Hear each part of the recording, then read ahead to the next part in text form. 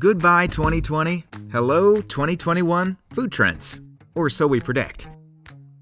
Now that our homes have become one-stop shops for, well, everything, We're leveling up with barista-level coffees and more.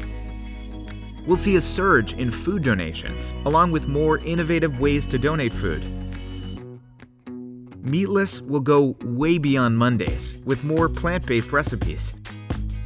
And with more time on our hands, we'll be able to stock our pantries without stepping foot into a store.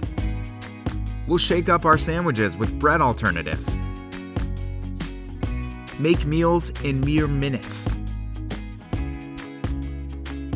And while virtual happy hours may still be in session, the alcohol might not be. Last but not least, we'll have our cakes with added health benefits and eat them too.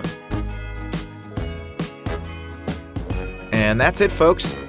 It's 2021. Let's get cooking.